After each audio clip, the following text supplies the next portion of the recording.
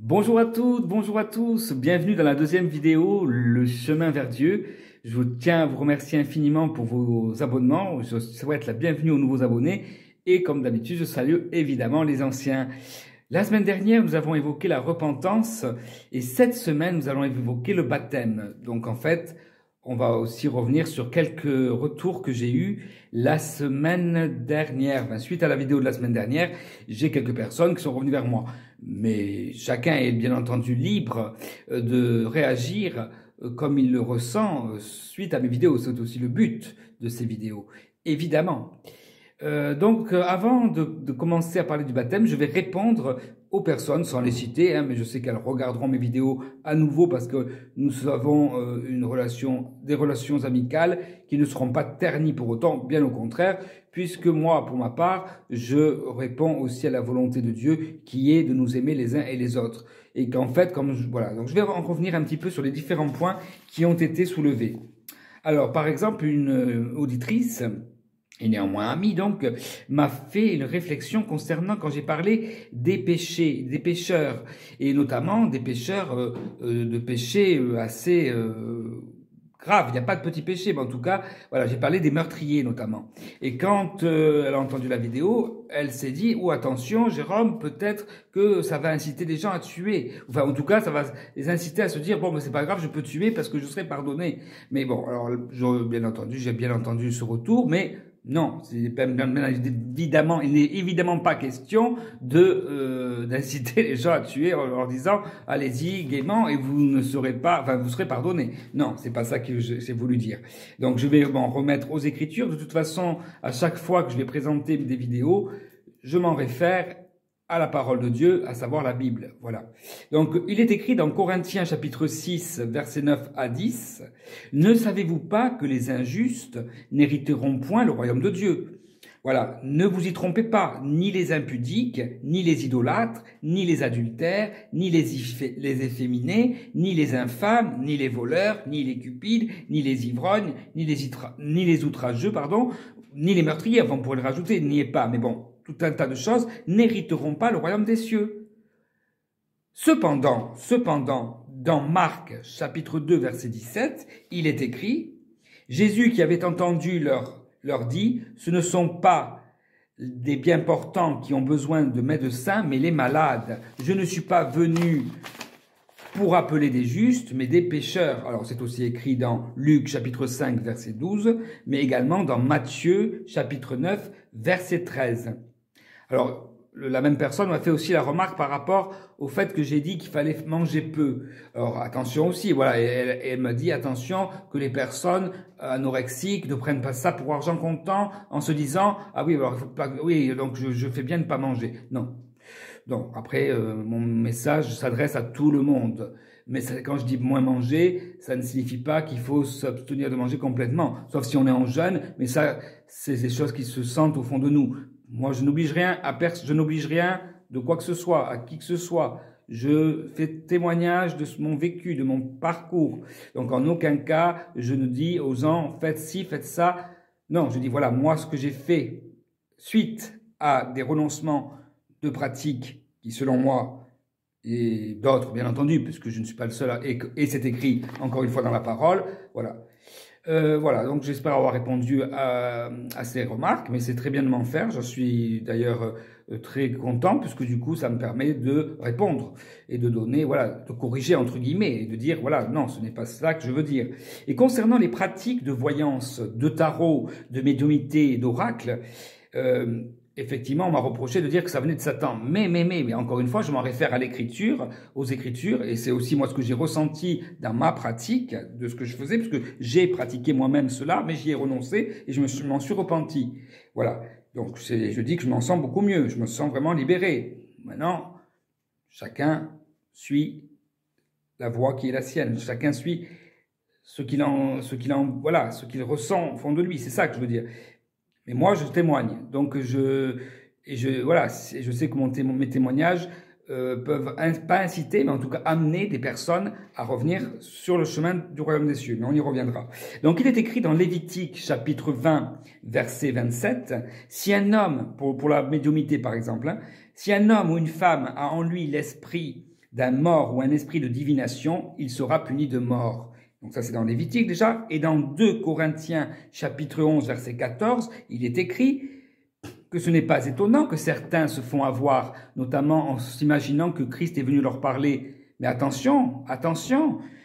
Et ce n'est pas étonnant parce que Satan lui-même se déguise en ange de lumière. Mais moi-même, je me suis fait avoir. Donc, en disant cela, je ne vous juge pas. En disant cela, je ne vous pointe pas du doigt. Je ne vous le montre pas parce que je serais mal placé, encore une fois, pour le faire. Parce que moi-même, j'ai été vers ces chemins de traverse qui, selon moi, ne sont pas du tout les bons chemins.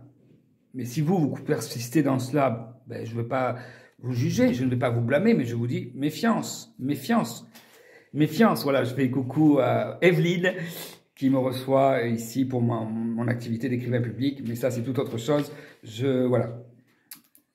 Mais voilà, je répondais à Evelyne.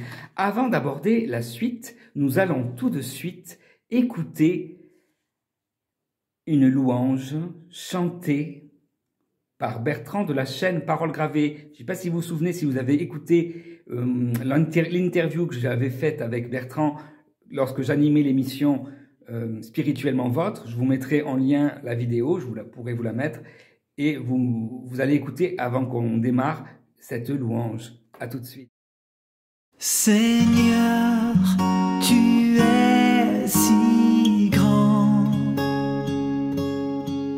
c'est toi seul que je prie, tes yeux posés sur cet enfant, que ta grâce soit sur lui. Seigneur, tu es si grand, c'est toi seul que je prie, tes yeux posés sur cet enfant, que ta grâce soit sur lui. Je saisis ta parole pour la faire resplendir. Dis-moi, Seigneur, ce que je dois dire, que tes mots brisent le mal, efface la lumière pour que ta gloire soit répandue sur toute la terre. Seigneur, étends ta grâce, je prie pour que tu fasses un miracle pour cette maman, pour elle et son enfant. Je saisis ta parole pour la faire resplendir. Dis-moi, Seigneur, ce que je dois dire, que tes mots brisent le mal, efface la lumière pour que ta gloire soit répandue sur toute la terre. Seigneur, tu es si grand, c'est toi seul que je prie, tes yeux posés sur cet enfant, que ta grâce soit sur lui.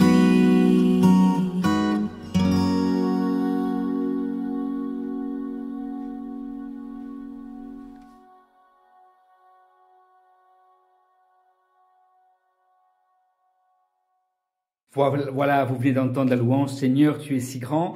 Donc, on va passer directement au sujet de cette semaine, le baptême. La semaine dernière, effectivement, nous avons évoqué la repentance afin d'être pardonnés de nos péchés qui existent bien, contrairement à ce que j'ai pu entendre récemment. Bon. Une étape importante avant de recevoir le baptême d'eau et d'esprit en passant par la porte étroite. Il est écrit dans Matthieu chapitre 16, versets 13 à 16, « Entrez par la porte étroite. En effet, large est la porte, spacieux le chemin menant à la perdition, et il y en a beaucoup qui entrent par là. Mais étroite est la porte, resserrez le chemin menant à Dieu, et il y en a peu qui l'aient trouvé. » Amen. Par Jésus-Christ, le mur du péché est donc détruit et le chemin vers Dieu est libre. La foi nous sauve, une foi pleine et sincère. Donc vient le temps du baptême. Dans Jean, chapitre 3, verset 5, il est écrit « En vérité, je te le dis, si un homme ne naît d'eau et d'esprit, il ne peut entrer dans le royaume de Dieu. » Et dans Actes, chapitre 2, verset 37 à verset 38, il est écrit « Après avoir entendu ce discours, ils eurent le cœur vivement touché, et ils dirent à Pierre et aux autres apôtres, « Hommes, frères, que ferons-nous » Pierre leur dit, « Repentez-vous, et que chacun de vous soit baptisé au nom de Jésus-Christ, pour le pardon de vos péchés, et vous recevrez un don du Saint-Esprit. » Les dons du Saint-Esprit, ce sera le sujet d'une autre vidéo prochainement. Pour le baptême, en ce qui concerne le baptême, c'est une épreuve, une étape que j'ai moi-même suivie, que j'ai moi-même, que j'ai reçue donc le 5 décembre 2021. Prochainement, je vais donc célébrer l'anniversaire de ce baptême d'eau et d'esprit. Donc en fait, je le raconte aussi précisément dans mon témoignage. Je vous en parlerai à la fin, mais dans mon témoignage, effectivement, je raconte mon baptême au moment où...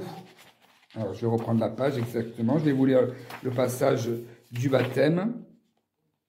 Voilà. Donc, avant le baptême, donc on a prié. Je me suis repenti de mes péchés, effectivement.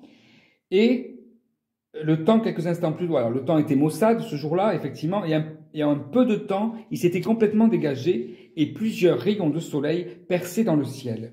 Nous arrivâmes dans l'eau. Et sans qu'on me demandât quoi que ce soit, je me mis à genoux. Et c'est à ce moment-là que Yann et Mathias me prirent par les bras et dirent en chœur, en me faisant basculer en avant, au nom du Père, du Fils et du Saint-Esprit, tu meurs en Christ, tu ressuscites en Christ.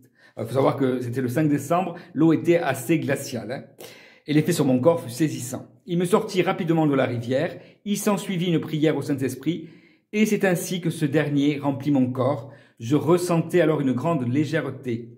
Donc j'ai reçu le Saint-Esprit, j'ai reçu le baptême d'esprit, et à ce moment-là, je me suis mis à parler en langue. On reparlera de se parler en langue dans une autre vidéo prochainement. Donc voilà, pour celles et ceux qui souhaitent recevoir ce baptême d'eau et d'esprit après s'être repenti, si vous sentez appelé, il existe une carte du groupe, on va dire, TLR, The Last Reformation, qui a été installé, organisé par Torben. Alors, je vous mettrai toutes les références de cela. Et sur cette carte, vous pouvez trouver autour de vous des frères et des sœurs en Christ qui pourront vous accompagner dans votre chemin pour aller jusqu'au baptême. Voilà. C'est tout un chemin, je veux dire. Après, une fois encore, c'est quelque chose que vous devez ressentir en vous. Vous êtes appelé. Et vous n'y pouvez rien. Et si vous répondez à cet appel, vous voyez en vous des transformations, des restaurations, des fortifications se mettre en place. Si moi, je viens vers vous pour témoigner de cela, je pourrais très bien le garder pour moi et ne rien en faire. Prier de mon côté. Bon, ça, je prie en secret. D'ailleurs, c'est demandé dans la Bible de prier auprès de notre Père en secret. Même si on peut faire des prières ensemble de temps en temps, une fois par semaine, notamment le dimanche pour le culte. Parce que malgré tout, même si je ne fais partie d'aucune religion, il est important quand même pour nous on en parlera aussi dans une prochaine vidéo, de se rassembler. Mais voilà, donc il faut que ça, voilà, si moi je pourrais très bien, comme je vous disais, le garder pour moi et ne pas vous en parler. Mais c'est mon devoir de témoigner. Vous êtes aussi libre de me faire des remarques, des retours en disant non, ça ne me parle pas, non, moi je suis pas d'accord avec toi. je saurai quoi vous répondre et je m'en référerai à la parole de Dieu. Voilà. Amen. Voilà. Eh bien, écoutez, je vais vous remercier infiniment d'avoir suivi cette deuxième vidéo. La semaine prochaine, on se retrouve pour une troisième vidéo sur le chemin vers Dieu. En attendant, soyez bénis abondamment. Et si vous avez des questions, n'hésitez pas à venir me voir sur les réseaux sociaux. Si vous avez besoin aussi de prières, je lance cet appel aussi également. Si vous avez besoin de prières particulières, n'hésitez pas à me contacter sur les réseaux. Je vous souhaite une merveilleuse fin de journée, une merveilleuse soirée, une merveilleuse journée en fonction du moment où vous regarderez cette vidéo. Et je vous dis à très bientôt. À bientôt. Au revoir.